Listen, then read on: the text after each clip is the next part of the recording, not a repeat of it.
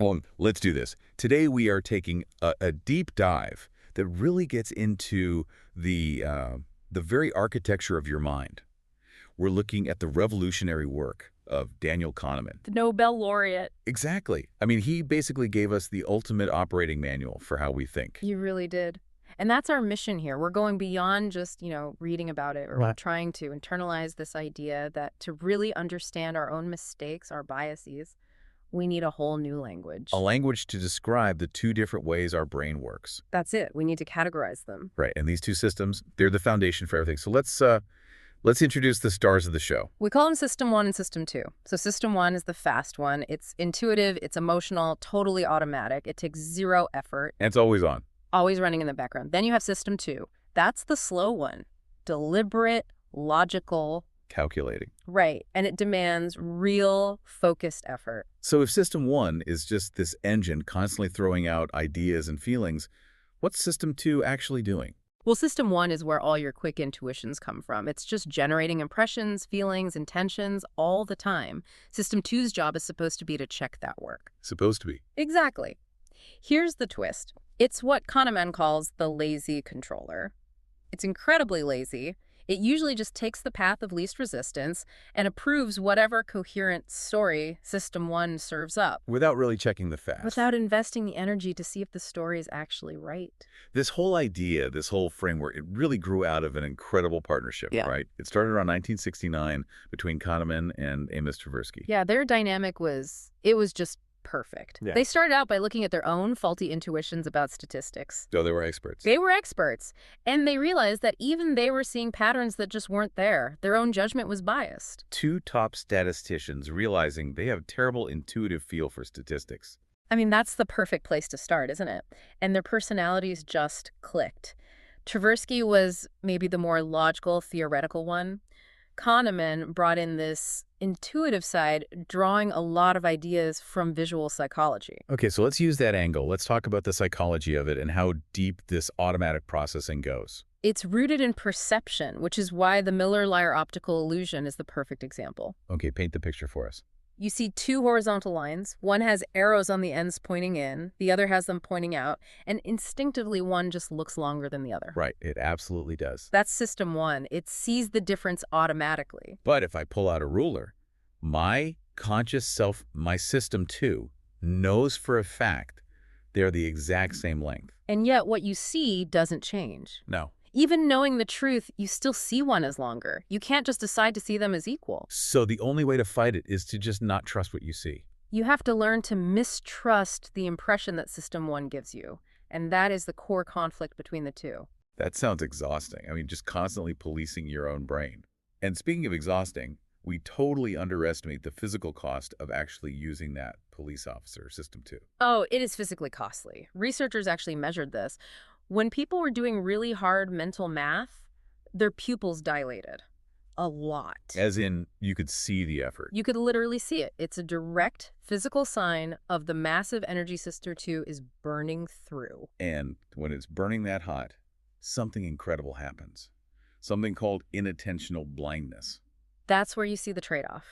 When you are at peak mental strain, you can become momentarily blind to things that are right in front of your face. Like you physically don't see them. Your eyes might look right at it, say a letter flashing on a screen, but your brain is so busy with the main task that it just fails to register it. System 2 has a very limited amount of fuel. Which brings us back to that lazy controller.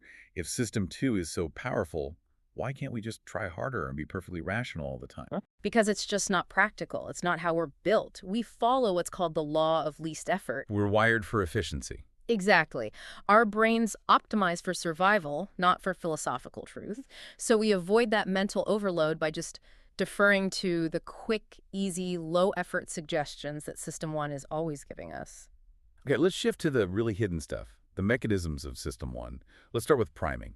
The idea that these tiny unconscious cues can control our behavior is maybe the most unsettling part of all this. It really is, because it just completely challenges our idea of free will. It shows that our actions, even our emotions, can be nudged by things we don't even know we saw. So give us the classic example of this. How can just seeing a few words change how you physically act? The famous experiment had young students make sentences out of word lists. Now, for one group, the words were subtly related to old age. Words like Florida, bald, wrinkle. But they didn't consciously notice a theme. No, not at all. They just thought it was a language test. But afterwards, that group walked significantly slower down the hall to the exit than the control group. They were primed to act old. Wow. And that's physical action. Yeah. But it goes deeper, right? It can even touch our political beliefs. Absolutely. There was a study on voting in Arizona. They found that support for increasing school funding was actually higher when the polling station was located inside a school. Just because of the building they were in. Right. The environment, which is logically irrelevant, primed a positive association. That's system one at work, deep under the surface. So we're always sort of on this spectrum between cognitive ease, where everything feels good, and system one is in charge. And cognitive tension, which feels bad, feels like effort, and it forces system two to wake up. And here's the paradox. The Yeah. tension can actually make us smarter. It can. Which is so counterintuitive. Let's take the famous bat and ball problem. It's a classic trap for system one. The intuitive answer is wrong. Right. So researchers gave this puzzle to students, but for one group, they printed it in this blurry, hard-to-read font. It created cognitive tension. You had to strain just to see the words. Exactly. And that little bit of frustration was enough to get the lazy controller system 2 involved.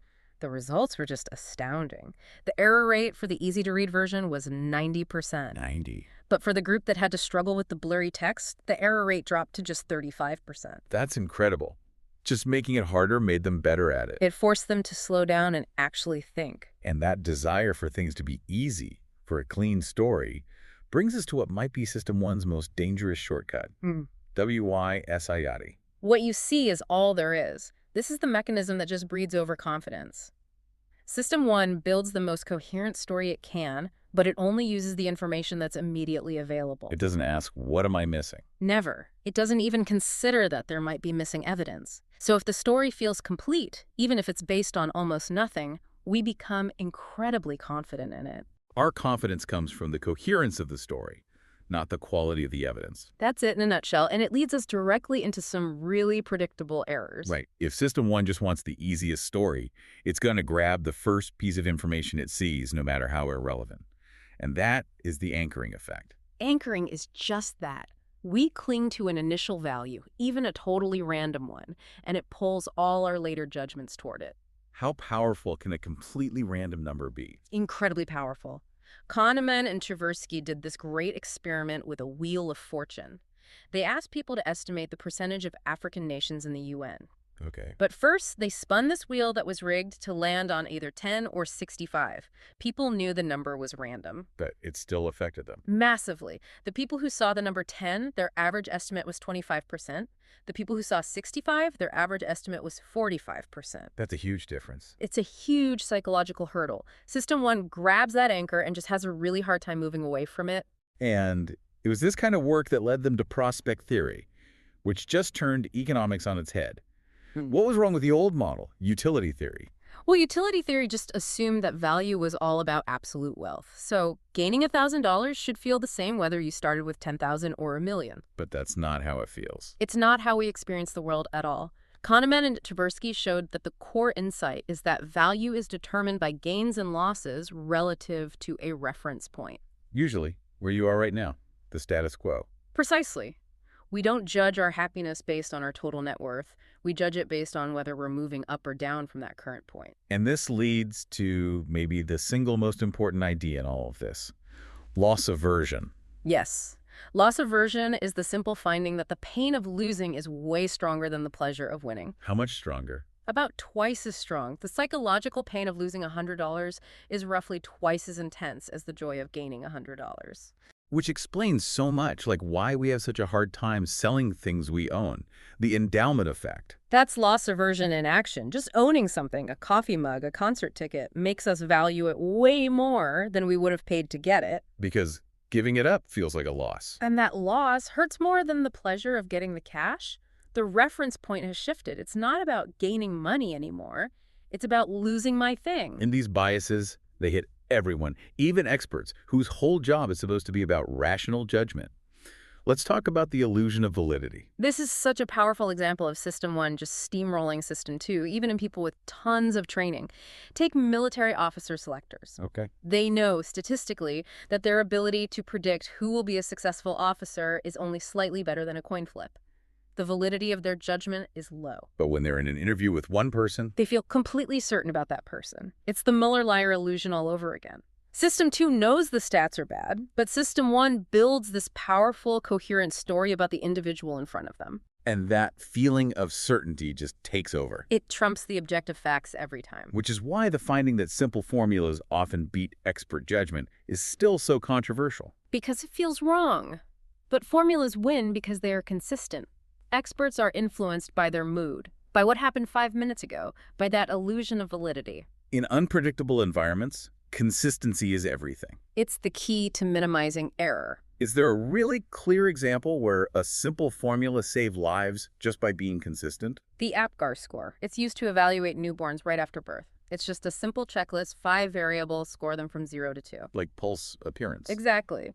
Before the APGAR score, infant mortality was higher, partly because human judgment in those first critical minutes was just all over the place. The formula ensured a consistent, unbiased standard. It saved countless lives. That's so clear. System 2 is inconsistent. A formula is not. Okay, finally, let's pivot from judgment to how we evaluate our own lives. This means we have to split ourselves into two selves. The experiencing self and the remembering self. The experiencing self is the one living in the moment, feeling the pleasure or the pain second by second. And the remembering self. That's the one that looks back, evaluates the whole thing, creates the memory, and then uses that memory to make all of our future choices. And the remembering self is a terrible historian, isn't it? It's awful. It has two massive biases. It completely ignores how long an experience lasted. That's called duration neglect. It just doesn't care about the duration. Nope. Instead, it judges the whole event based on two things. The most intense moment, the peak, and how it felt right at the end, the peak end rule. The cold hand experiment makes this so painfully clear. It really does. So people put their hands in painfully cold water. One trial lasts for 60 seconds. The second trial is objectively worse. It's 90 seconds long. But for the last 30 seconds, the water gets just a tiny bit warmer, still painful, but less so. So it's 60 seconds of pain versus 60 seconds of the same pain plus 30 more seconds of slightly less pain. Logically, no one should ever choose the longer one. And yet, When asked which trial they'd rather repeat, 80% chose the longer one. because it ended better. The slightly less painful ending created a better memory. The remembering self completely ignored the extra 30 seconds of suffering, and it's the remembering self that calls the shots. So we're constantly making choices that our experiencing self will regret. If we connect this to the bigger picture, the goal isn't just to spot these biases in other people. It's about building better mental defenses for ourselves. That constant effort to, wake up System 2, it takes practice. It takes access to these kinds of insights. I couldn't agree more. And that's really the value of doing these deep dives, is getting that synthesis, the actionable ideas, without spending years in the academic weeds. If you appreciate this level of distilled insight, don't just let it fade into another unchecked System 1 impression. To keep your System 2 armed and sharp, we highly encourage you to subscribe to the deep dive right now. It's really the best way to invest in your own thinking. Just learning the language anchoring, loss aversion, WYSIED, it gives you the tools you need to diagnose errors in judgment. And that's always the first step. Absolutely. So what's the final takeaway here? What does all this mean for how we look at success and failure in the world? Well, think about this. The ultimate test of an explanation is whether it could have predicted an event beforehand. But what do? We fall for hindsight bias. We look backwards and connect the dots. Exactly. After any big success, a business empire, a scientific breakthrough, we create this beautiful, coherent story that makes it all seem inevitable.